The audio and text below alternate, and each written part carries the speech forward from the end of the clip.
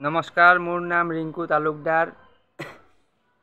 Gaurav Gogoi Pakistan link এই বিষয়টো ব্যাপক চৰ্চা হৈছে আৰু SIT যিটো টিম তেওঁলোকে এখন 96 পৃষ্ঠা জোৰা প্ৰতিবেদন দাখিল কৰিছে। 96 পৃষ্ঠা মানে বহুত আৰু আপোনাৰ 96 পেজ কিবা কিবি লিখা আছে আৰু তো ইয়াত মোৰ মানে মনলৈ বহু কথা আহি গ'ল। ইমান কথা কি লিখা আছে এইটোতো পাব্লিছ নকৰে আৰু কি লিখা আছে এইটো কিতাপ এখন পাব্লিছ কৰি ৰিলিজ কৰিলে সবে গমেই পাব, কিন্তু তেনেকুৱা নকৰে। তো এতিয়া মই কিছু অতীতৰ কথা ক'ব লাগিব। এই পৰিৱেশ কিয় হ'ল, মানে এই যিটো একদম তোলপাল লাগি আছে কিয় লাগি আছে? তো ইয়াত আপুনি সকলোৱে জানে যে গৌৰৱ গগৈ হ'ল প্ৰাক্তন মুখ্যমন্ত্ৰী তৰুণ গগৈৰ পুতেক। তৰুণ গগৈ অসমৰ 15 বছৰ মুখ্যমন্ত্ৰী আছিলে আৰু সেই মুখ্যমন্ত্ৰীৰ মানে ৰাইট হেণ্ড আছিলে আপোনাৰ ৰাকিবুল হুছেইন আৰু লেফ্ট হেণ্ড আছিলে ডক্টৰ হিমন্ত বিশ্ব শৰ্মা আৰু বেলেগ বেলেগ আছিলে, কোনোবা আছিলে, বহুত আছিলে। তো সেনেকৈ চৰকাৰখন চলি আছিলে, কংগ্ৰেছ চৰকাৰ। তো সেই সময়ত এনেকুৱা কি হৈ গ'ল যে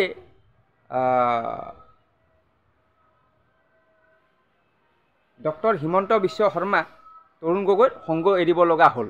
কি কাৰণটো কি? মানে বহুতে মানে মেইন যিটো কাৰণ সেইটো মানে নাজানে। মেইন যিটো কাৰণ হ'ল মানে একেলগে কাম কৰা তৰুণ গগৈ আৰু ডক্টৰ হিমন্ত বিশ্ব শৰ্মা এজনে মানে সংগ এৰিব লগা হ'ল। তাৰে কাৰণটোৱে হ'ল গৌৰৱ গগৈ। এই কথাটো বহুতে আপোনাৰ মুকলিকে ক'বলৈ নিবিচাৰে বা ভয়ে কৰে নে কিয়ে কৰে, কিবা কৰে আৰু ক'বলৈ নিবিচাৰে। মইতো ভাই ভয় কৰা মানুহ নহয়, ডাইৰেক্ট কৈ দিওঁ। তো গৌৰৱ গগৈ যেতিয়া অসমলৈ আহিছিল তেতিয়া বাপেকে লগত লৈ ঘূৰিছিল। যেতিয়া বাপেকে লগত লৈ ঘূৰিছিল মানে বাপেক য'ত বহে, যিখন চকীত বহে CM, যিকোনো এখন সভা বা মিটিঙত যদি CM যায় তাত আপোনাৰ যিখন চকী থাকে সেইখন চকীৰ কাষত কোন বহে? সেইজন মানে একদম গুৰুত্বপূৰ্ণ ব্যক্তি বহে।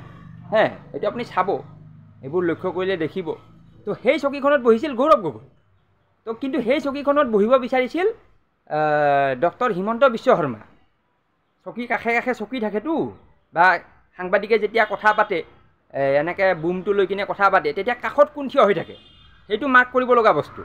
তো সেইটোত আপুনি দেখিব গৌৰৱ গগৈ থিয় হৈ থাকে। তাত মানে থিয় হ'ব বিচাৰে হিমন্ত বিশ্ব শৰ্মা, হয়নে? কিন্তু পুতেক থিয় হৈ থাকে। তো এই বস্তুটো মানে তেওঁ অনুভৱ কৰিছিল যে এনেকৈ হ'লেতো নহ'ব, আমিতো ইমান বছৰ বাপেকৰ তলত কাম কৰিলোঁ, এতিয়াচোন আকৌ পুতেকৰ তলত কাম কৰিব লাগিব। তো তেনেকৈ মানে তেওঁৰ যিটো দাদা ব্ৰিগেড এনেকৈ 9জনমান নৱৰত্ন আছিলে, তেওঁলোকে গ'ল ছোনিয়া গান্ধীক লগ কৰিব, হয়নে? ছোনিয়া গান্ধীৰ আকৌ বিশ্বাসী হ'ল তৰুণ গগৈ, তৰুণ গগৈৰ পুতেক হ'ল গৌৰৱ গগৈ। তো কানেকশ্যনটো ক'ত হৈ আছে এইবোৰ কথা চাব লাগিব।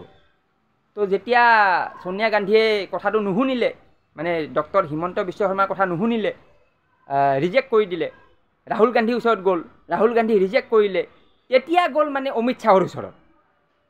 অমিত শ্বাহৰ ওচৰত তেতিয়া গ'ল আৰু তেতিয়া মানে ডিলটো হ'ল। তেতিয়া ক'লে ঠিক আছে মই BJP যোগদান কৰিম, ইমান মোৰ লগত আহিব, মোক টিকেট লাগিব আৰু মোক মানে কেবিনেট ৰেংক লাগিব, এইবিলাক ডিল কৰিলে। তো তেনেকৈ হ'লতো। আৰু অমিত শ্বাহেও কৈছিলে ভাই জইন কৰ লো, नहीं तो अगर हम लोग का सरकार आ गया तो तेरे को गान में लांडा घुसा देगा। এনেকুৱা বহুত কথা আছে, এইবোৰ কথা নাজানে না।